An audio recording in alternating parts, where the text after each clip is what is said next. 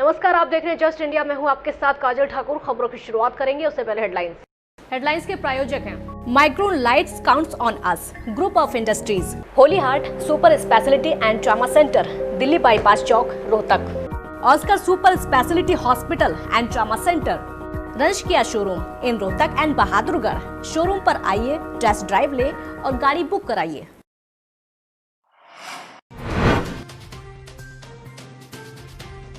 पिछले 24 घंटे में कोरोना के 8,909 नए मामले आए सामने। कुल मरीजों का आंकड़ा 2 लाख के पार। हरियाणा में 2700 के पार पहुंचे संक्रमित। आज केंद्रीय कैबिनेट की अहम बैठक लेंगे प्रधानमंत्री नरेंद्र मोदी। पीएम आवास पर सप्ताह में दूसरी बार हो रही है कैबिनेट बैठक। विधानसभा सचिवालय भवन के लिए स्पीकर ज्ञानचंद गुप्ता ने राज्यपाल वीपी सिंह बदनौर से की बात। समाधान के लिए राज्यपाल ने बनाई टीम।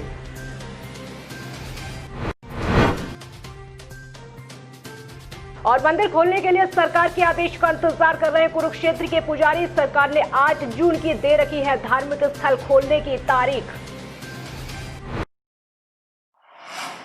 देश में कोरोना के मरीजों का आंकड़ा 2 लाख को पार कर चुका है। स्वास्थ्य मंत्रालय की ओर से जारी रिपोर्ट के मुताबिक पिछले 24 घंटे में 8,909 नए मामले सामने आए हैं और 24 घंटे में ही इस जानलेवा बीमारी की चपेट में आकर 217 लोगों की मौत हो चुकी है। वहीं पिछले 24 घंटे में 4,776 लोग ठीक भी हुए हैं। अब देश में कुल मरीजों की संख्या 2,07,615 है। इसमें से 5,815 लोगों की मौत हो चुकी है। तो वहीं हरियाणा में रिकॉर्डेड 362 नए मामले सामने आए हैं। अब प्रदेश में संक्रमितों की संख्या 2,718 पहुंच चुकी है। फरीदाबाद में 2 मौतों के बाद आपको ये बता दें आंकड़ा 23 पर पहुंच गया है। राहत की बात यह है कि यमुनानगर ने तीसरी बार कोरोना को हरा दिया है। कोरोना वायरस संकट के बीच आज एक बार फिर से केंद्रीय कैबिनेट की बैठक होगी। प्रधानमंत्री नरेंद्र मोदी की अगुवाई में प्रधानमंत्री आवास पर यह बैठक होगी, जिसमें आपको ये बता दें कि अहम फैसले लिए जा सकते हैं। इस सप्ताह होने वाली ये दूसरी कैबिनेट की बैठक है। मोदी सरकार के दूसरे कार्यकाल को हाल ही में 1 साल पूरा हुआ है। ऐसे में इसी सोमवार को केंद्रीय कैबिनेट की बैठक हुई थी, जिसमें एमएसएमई सेक्टर और किसानों को लेकर कुछ बड़े फैसले लिए गए थे।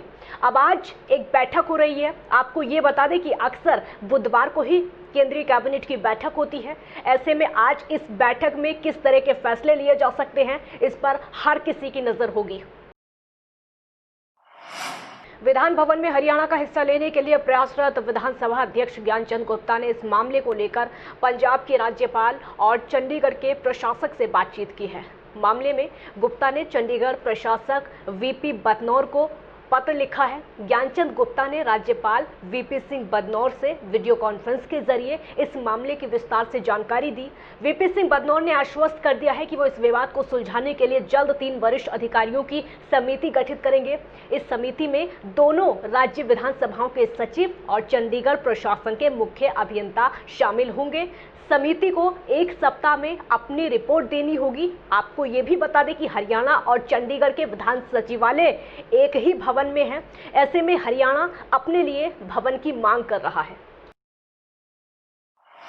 आगामी बरसात को लेकर प्रदेश भर में तैयारियां की जा रही हैं। अब ऐसे में डीसी जितेंद्र कुमार ने कहा है कि बरसात के मौसम के मद्देनजर झज्जर जिले में 15 जून तक पानी निकासी के सभी प्रबंध सुनिश्चित किए जाएं। किसी भी रूप से जिले में जलभराव की स्थिति बरसात में ना हो, इसका विशेष ध्यान रखा जाए।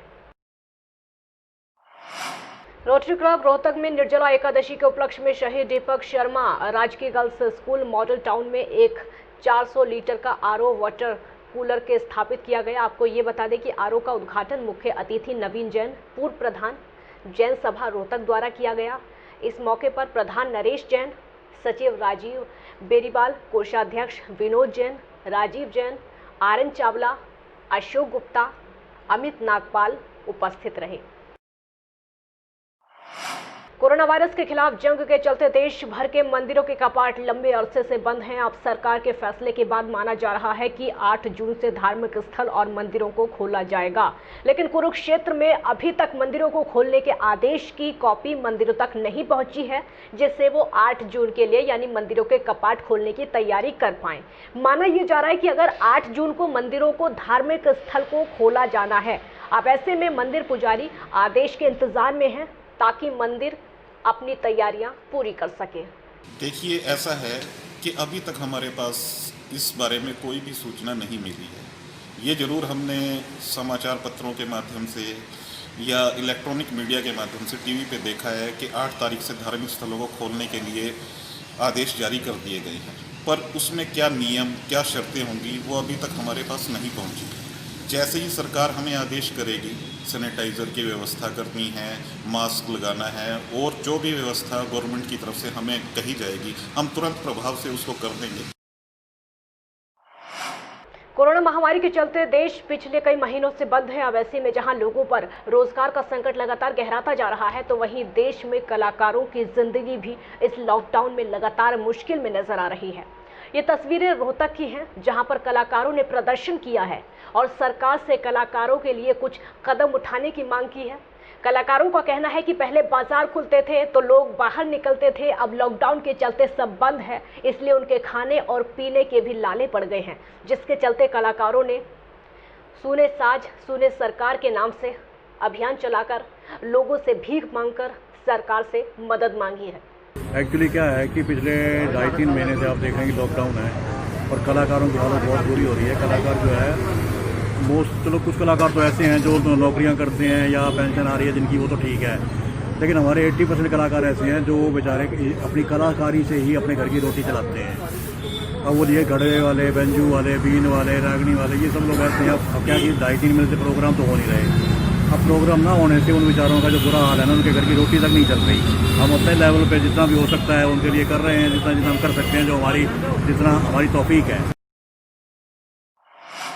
गोला चीका के कैथल पटियाला हाईवे पर उस वक्त जाम लग गया जब श्री कृष्णा गोपाल गौ सेवा सदन कमेटी ने मृत गायों के शवों को शहीद उधम सिंह चौक पर रखकर प्रदर्शन किया और जमकर प्रशासन के खिलाफ नारेबाजी की। प्रदर्शन कर रहे लोगों का आरोप है कि प्रशासन मृत गायों को दफनाने के लिए जगह नहीं दे रहा है, इसलिए मामले को लेकर कई बार प्रशासन से गुहार लगाई जा चुकी है, लेकिन कोई सुनवाई अब तक मामले में नहीं हो पाई। आलम यह है कि गौशाला में अमृत गाय के शवों में बदबू भी आने लगी है। इस दौरान डीएसपी और एसडीएम मौके पर पहुंचे। हालांकि कमेटी से एसडीएम ने बात की और जल्द ही जगह उपलब्ध कराने का आश्वासन दिया, तब जाकर चौक से मृत गाय के शवों को हटाया गया और हाईवे को खोला गया। 5-6 महीने चल रहा है ये गड़बड़ में, तुम्हारे को जमीन नहीं मिली इसके लिए दबाने के लिए। इसके बाद मैंने नगर पालिका पे, एसडीएम पे, सब पे फोन मारा। आजकल जब भी कोई बात है यहाँ पर स्मेल हो रही है बहुत ज़्यादा, किसी पर हमारी सुनवाई नहीं हुई। और अगर ऐसे चलता रहा, जो गौएं बच रही हैं उसका गेट खोलना पड़ेगा। ना कोई डॉक्टर है वहाँ पर और ना गौएं उठाने के लिए, उठाने के लिए कोई जगह है। इन्होंने बड़े बड़े दावे किए, बात पाने चलो उसके अंदर सड़कों पे वैसे गौएं फिरने लग रही हैं। में हम भी कोशिश कर रहे हैं। ये गौशाला स्वचालित खुद की है, रजिस्टर्ड गौशाला है।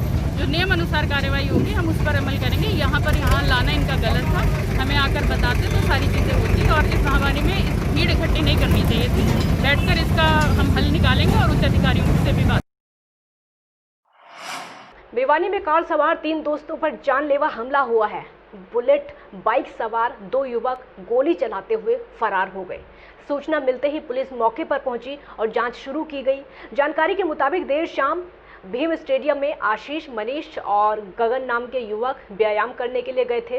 व्यायाम करके जब वो वापस आ रहे थे गाड़ी में बैठकर, तो स्टेडियम से निकलते ही गाड़ी के पास से बुलेट बाइक गुजरी जिस पर 2 युवक सवार थे।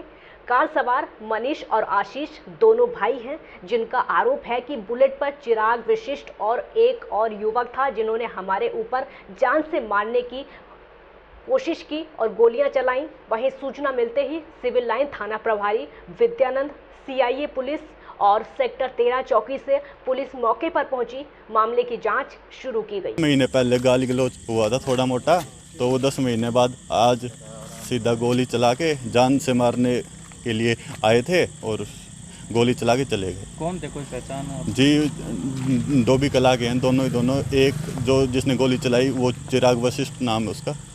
हाँ, सूचना के आधार पर हम मौका पर पहुंचे हैं और हम यहाँ पे इनसे पूछताछ कर रहे हैं। जो 3 लड़के थे वरना गाड़ी में, उन्होंने आरोप लगाया हमारे पे 2 लड़कों ने फायरिंग की है, जबकि मौके पर हम इसकी जांच कर रहे हैं। मौके पर किसी प्रकार का सर फायर का कुछ निशान या फिर नहीं, अभी ऐसा कुछ नहीं मिला है, लेकिन जांच कर रहे हैं। जांच करने के बाद ही जैसा सामने आएगा इस प्रकार से कार्रवाई करेंगे। खबरों के प्रायोजक थे Pramod trading company, tiles, sanitary ware, Ghanipura, Jhajjar road, Rohtak. Asian colour coated Ispat limited.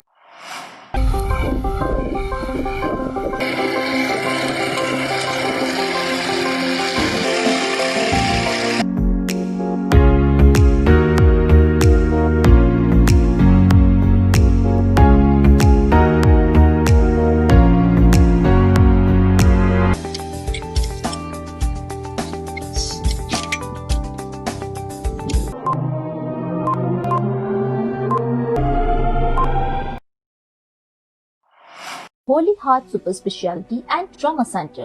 Modern healthcare facilities include cardiology and cardiothoracic surgeries, joint replacements, post-injury and trauma surgeries, orthopedic, laparoscopic and bariatric surgery, pulmonology, general medicine, gynecology, radiology, gastroenterology, nephrology. For more details, please contact Delhi Bypass Chowk, Vininagar, Rohtak.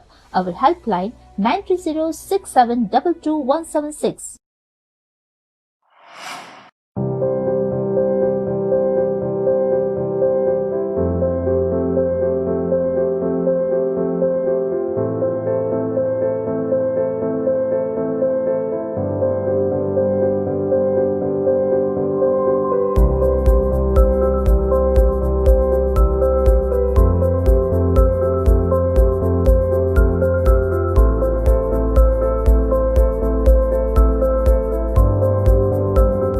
Offer का लाभ उठाने आइए IFV point Rohtak, Sonipat road near railway crossing, Rohtak.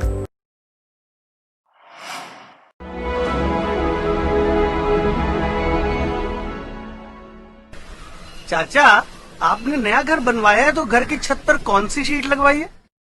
बेटा, मैंने अपने घर की छत पर एशियन शीट लगवाई है, क्योंकि वो कभी न मिटने वाले ओरिजिनल निशान की चादरें हैं। साथ में ISI का चिन्ह, 5 साल की वारंटी के साथ साथ पैसों का सही मूल्य देने वाली वही इकलौती शीट्स हैं। क्योंकि नाम नहीं, पहचान जरूरी है।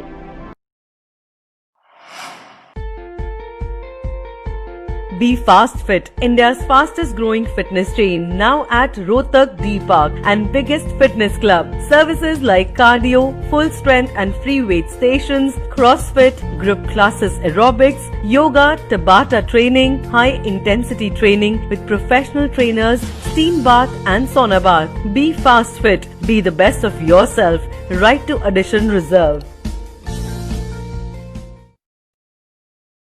खबरों में फिलहाल इतना ही। देखते रहिए जस्ट इंडिया। नमस्कार।